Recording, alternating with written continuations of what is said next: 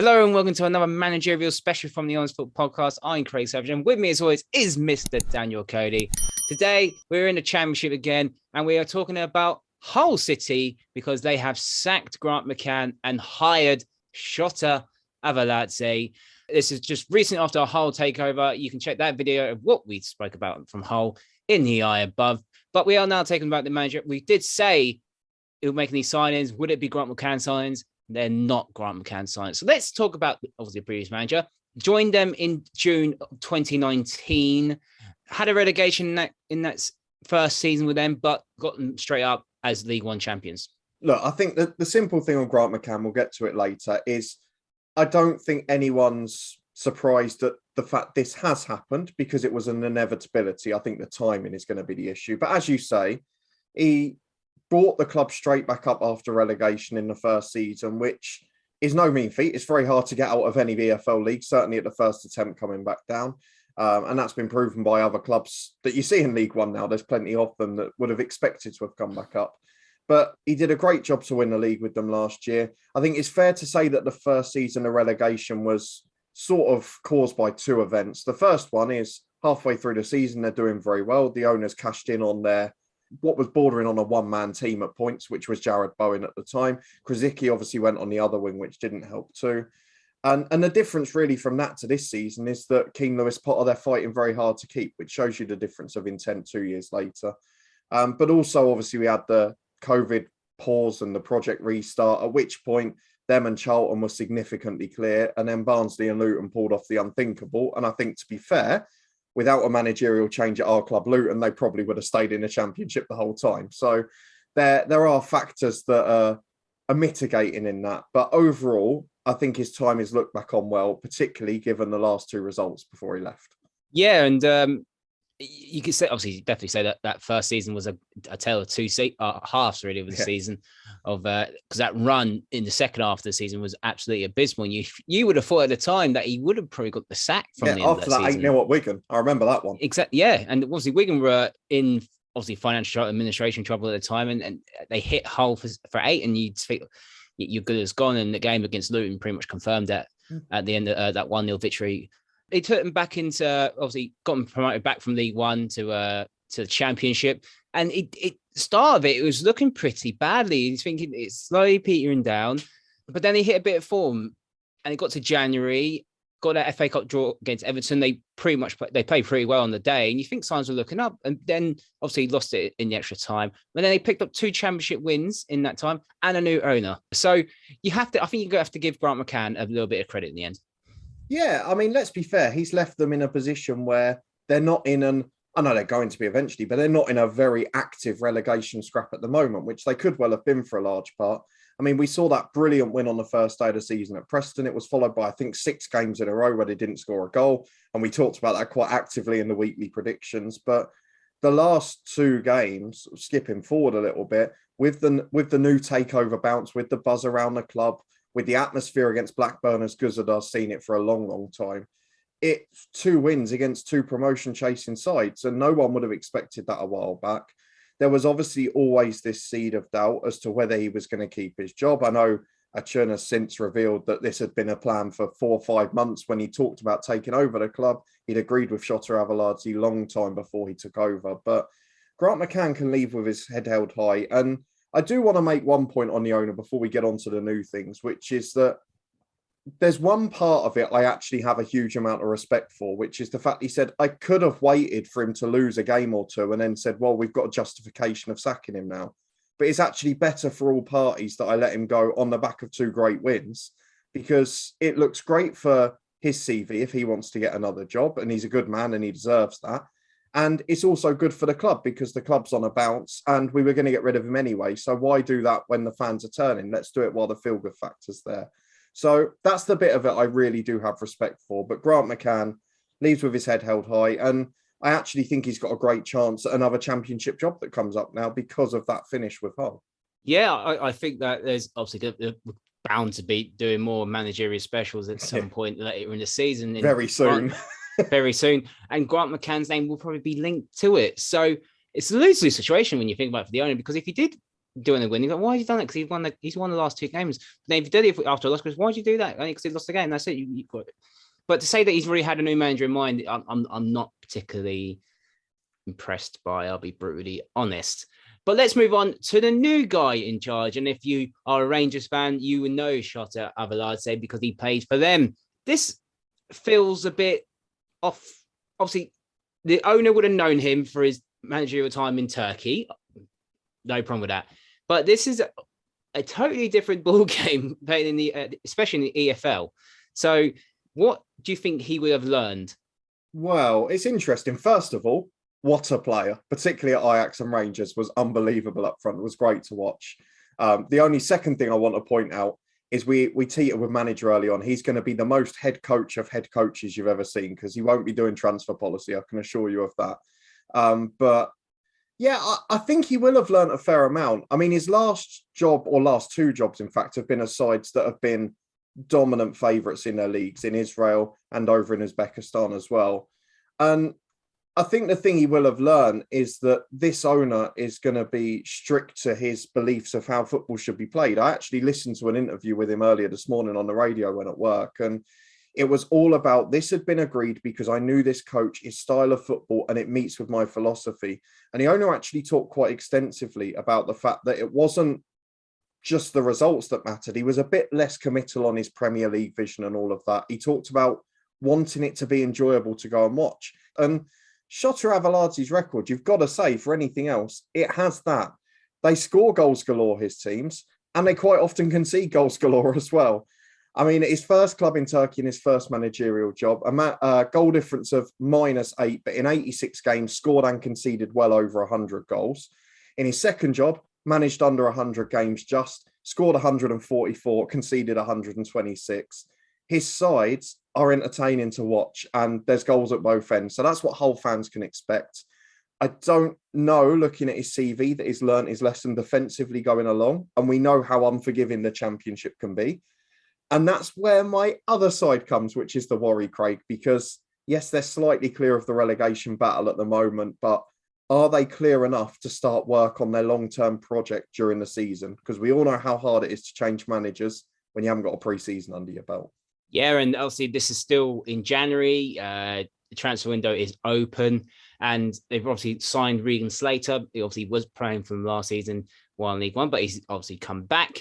And the new owner is looking at 4 more signings by the end of the month, which is mind-boggling. And looking at Twitter, and there's a few names that have been linked on there.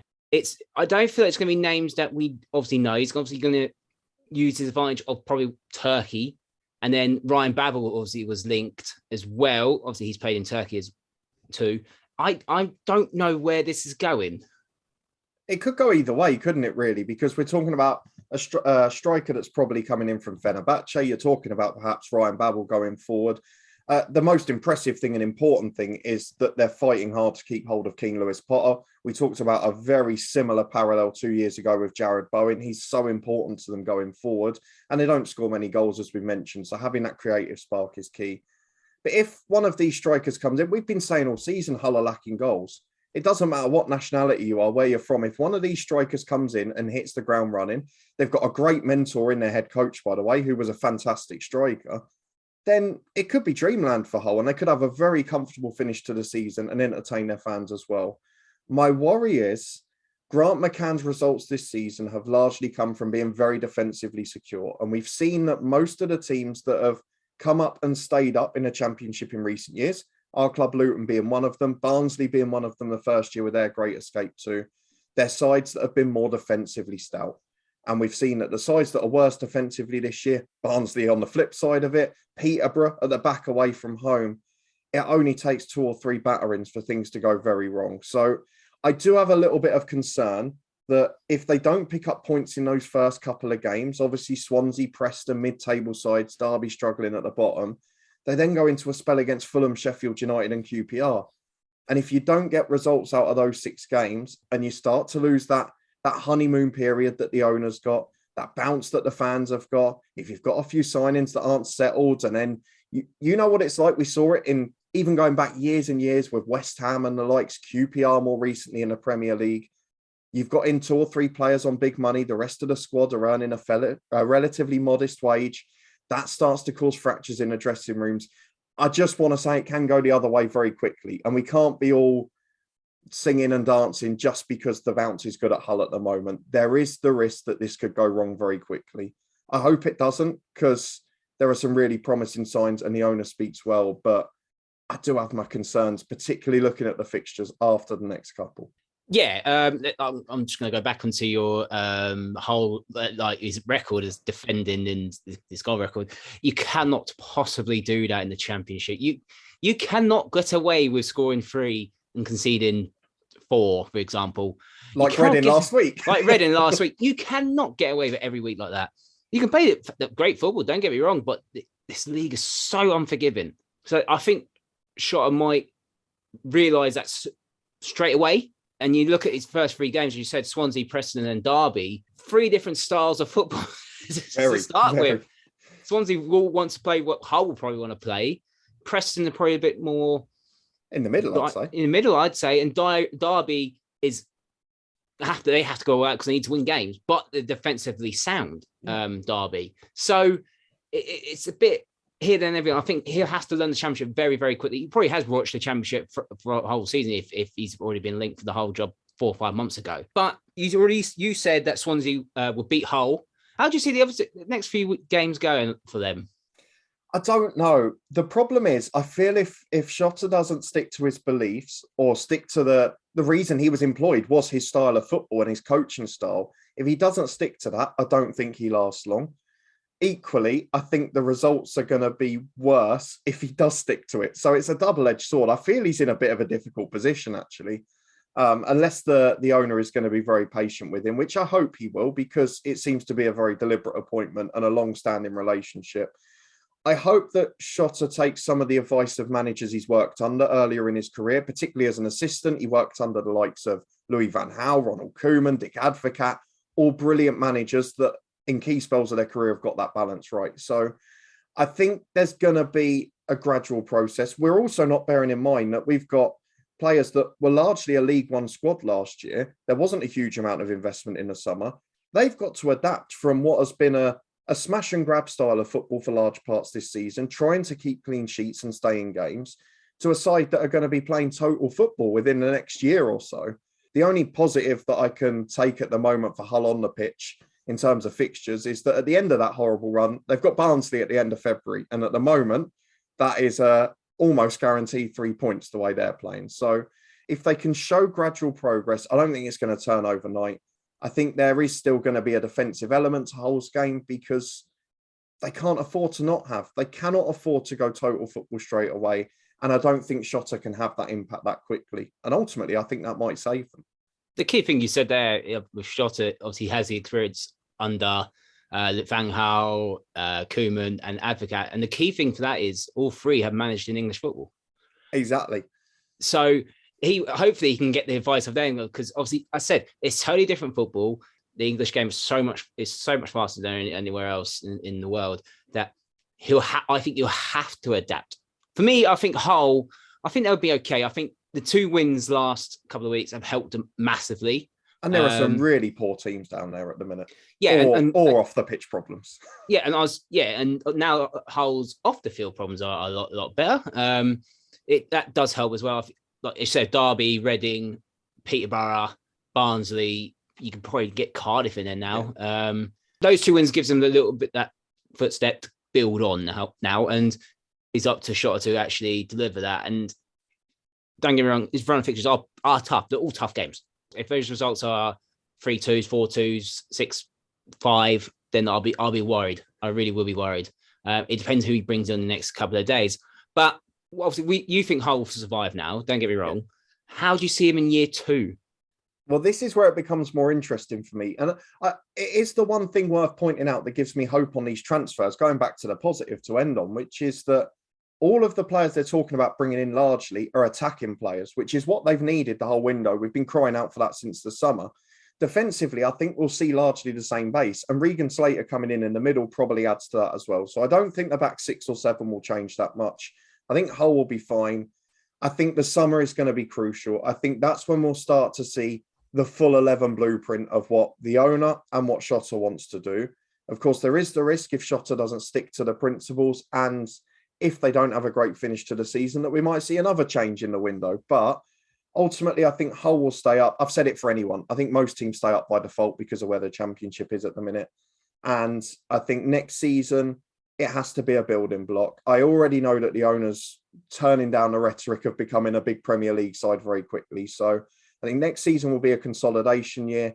It's going to be an adapting year for a lot of players that I would imagine won't have played in English football before by the time we get to the end of the summer transfer window. And ultimately, I think it will be a top half of the bottom half season next year. I don't know if that's going to be enough for the owner, though, because I think for all the signings that are going to come in that are going to be very good players, I still think it's going to take time. We know how hard it is to get out of the Championship. There are massive clubs that have been stuck in there for 10, 15 years. Look at Leeds until last season. It took them that long to get out. So having the fan base, having the owner, having the money isn't always just enough. So I would caution patience. But I don't think if they get it right, they'll be in a relegation battle next year, which is crucial for most sides, second year in a championship. I don't expect much from Hull next season. It's I'm not saying it's impossible for them to go up next season. The season after. It's not impossible. Hopefully this owner will be sensible, not like a Watford where they just sack managers here, there, and every 3 months. I think he'll back him. Don't get me wrong. He seems incredibly committed. That's the one thing you have to give him above anything else, don't you? Yeah, and where you don't get that with many owners, they're committed. They obviously want to be on that footballing side as well, but they don't want to step on the manager's toes as some owners do tend to do. But it does seem positive for Hull. I'm not sure how it will go, but it does sound positive, and obviously we wish him all the best in this new role, and obviously the new owner as well.